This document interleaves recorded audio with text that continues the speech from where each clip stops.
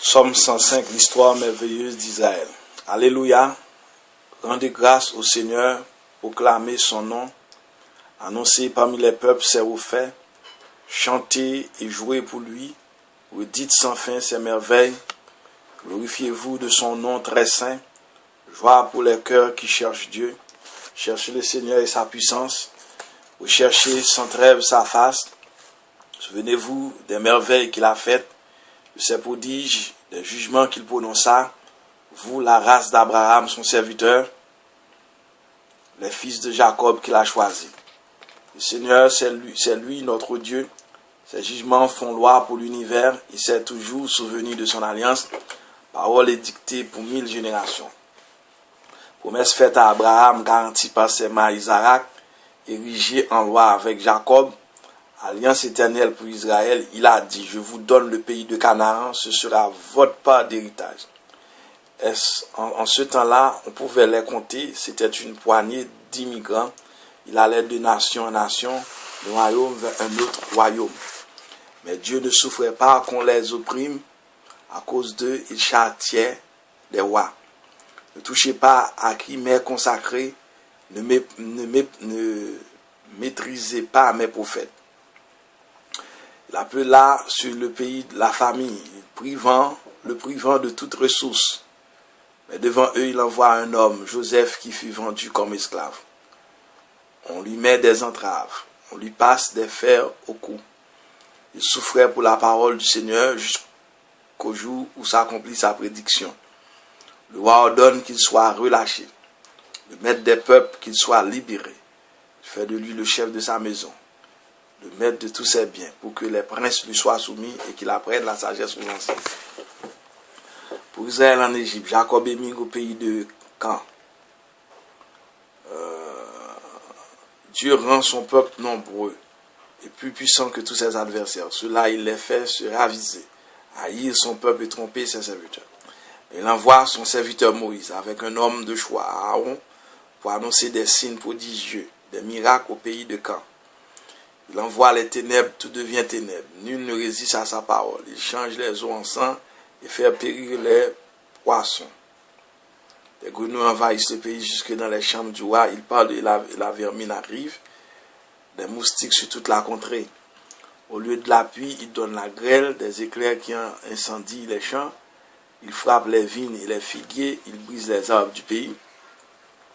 Il parle et les sauterelles arrivent, des insectes en nombre infini, qui mangent toute l'herbe du pays, qui mangent le fruit de leur sol.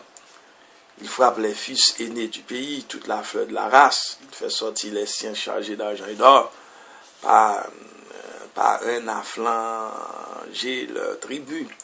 Et l'Égypte se réjouit de leur départ, car il l'avait théorisé. Il étend une nuée pour les couvrir, à la nuit un feu les éclaire. À leur demande, il fait passer des cailles. Il les rassasie du pain venu des cieux. Il ouvre le rocher, l'eau jaillit. Un fleuve coule au désert. Il s'est ainsi souvenu de la parole sacrée d'Abraham, son serviteur. Il a fait sortir en grande fête son peuple, ses ennemis avec des cris de joie. Il a donné les terres des nations en héritage, le travail des peuples, pourvu qu'il garde ses volontés, qu'il observe ses lois. Alléluia. À la fin du psaume précédent, nous avons fait remarquer que le mot Alléluia termine la version hébraïque, Somme 104, verset 35. Par contre, la Septante, la Vulgate rattache plutôt cette acclamation au psaume 105. Cette leçon semble préférable et nous la suivons. Elle convient parfaitement au psaume que nous abordons. Il constitue une authentique profession de foi en Yahvé, le Dieu de la merveilleuse histoire d'Israël. D'ailleurs, le dernier verset 105, le dernier verset du psaume 105, verset 45, reprend en conclusion l'Alléluia du début. Notre psaume 105 a certaines affinités avec Psaume 78, Psaume 106, Psaume 36. Il faut admettre toutefois que des différences notoires les distinguent.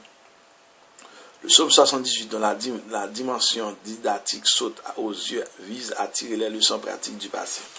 Le Psaume 105 propose à la méditation d'Israël des nouvelles raisons de louer son Dieu. Le Psaume 106 met l'accent sur les infinités d'Israël envers Yahvé. Quant au Psaume 136, il est tout imprégné de l'amour, la A à Z, de Yahvé pour son peuple. Si on vient maintenant aux gens littéraires, on reconnaît dans le psaume 105 un hymne historico-liturgique. Dans les versets 6 et 7, de forme hymnique donne le ton au poème tout entier. De plus, la seule liturgique du poème est attestée par l'usage qu'on en fit postérieurement en Israël. En effet, les versets 1 à 15 sont cités dans 1 Chronique 16, versets 8 à 22, qui rapporte le transfert de l'arche de Jérusalem sous David. Quoi qu'il en soit, on date généralement le psaume 105 d'après l'exil, pour des motifs linguistiques et aussi d'ordre littéraire, dont voici quelques exemples. Le retour de l'exil est vu comme preuve de la fidélité de Dieu. L'invitation à rendre grâce à Yahvé est formulée en des thèmes qui rappellent Exodus 3, verset 11, Néhémie 12, verset 24, 1 Chronique 16, verset 4. Voici encore d'autres indices. Pour s'exilier, l'auteur du psaume connaît la théologie deutéronomique et son interprétation du don de la terre de Canaan, Deutéronome 6, verset 18 à 25. L'amour de la terre promise semble indiquer qu'on en fut éloigné un certain temps. L'expression Amé, c'est-à-dire Amé Messie, désignant tous les membres du peuple, non seulement des descendants de David, constitue un argument très fort en faveur de la datation post-exilienne. Pour en venir maintenant à la structure du poème, signalons que les différentes parties du credo primitif d'Israël gravitent autour des grands thèmes de l'histoire du salut. Les patriarches, l'exode, le don de la terre promise. Or, on retrouve ces points de gravitation dans les psaumes 105, les patriarches, versets 8 à 13, l'exode, versets 16 à 43, le don de la terre, 44 et 46. Le grand invitatoire, dit impératif, 1 à 7. Le grand credo historique, versets 8 à 45, les patriarches, versets 8 à 15. L'histoire de Joseph, versets 16 à 22. Les plaies d'Égypte, 23 à 36. Première strophe, 23 à 27. Deuxième strophe, 28 à 38. Troisième strophe, 31 à 33. Quatrième strophe, 34 à 36. L'exode et le désert, 37 à 43. Le don de la terre, versets 44 et 46.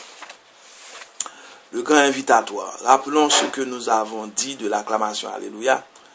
Contrairement au texte hébreu qui la rattache à la fin du psaume précédent, nous la considérons comme le début du psaume 105, suivant cela la Septante et la Vulgate. Le grand invitatoire de style hymnique montre la richesse du vocabulaire salmique pour exhorter les descendants d'Abraham à louer le Seigneur. Il énonce 10 impératifs. 1. Rendez-lui grâce, verset 1er. 2. Proclamer son nom. 3.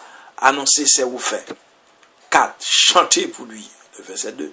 5. Jouer pour lui, le verset 2 encore. 6. Redites sans fin ses merveilles, verset 2. 7. Soyez fiers de son saint nom, verset 3. 8. Cherchez le Seigneur et sa puissance, verset 4. 9. Recherchez sans trêve sa face, verset 4. 10. Souvenez-vous de ses merveilles, verset 5. L'énoncé de ces 10 impératifs se clôt par la profession de foi du verset 7. Le Seigneur, c'est lui, notre Dieu. Ses jugements font loi pour l'univers.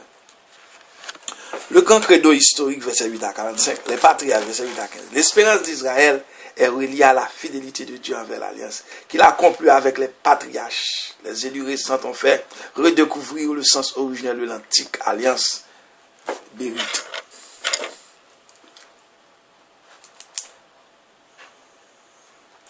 Elle constitue un engagement gratuit, unilatéral de la part de Dieu. C'est sur cette conception de l'alliance qu'apôtre Paul a rédigé le cœur de son épître aux Romains. Dans les versets 8 à 10 de notre psaume 105, l'auteur emploie 4 thèmes différents pour désigner l'alliance. En plus de bérite, il y a la parole d'abord. Il y a la parole d'abord au verset 8, ensuite on la promesse 29 et la loi. Quant au contenu de l'alliance, il consiste dans le nom de la terre de Canaan. Les clans des patriarches ne formaient que des petits groupes de semi-nomades, humainement parlant, sans importance comparée aux populations des grandes villes cananéennes, mais sous ses humbles apparences, il était porteur de la promesse divine. En effet, le Goël de ces éternels voyageurs n'était plus autre que lui-même, Dieu que lui-même, malheur à qui osait les maltraiter. Le psalmiste songe sans doute à certains chapitres de la Genèse, Genèse 12, verset 10 à 20, Genèse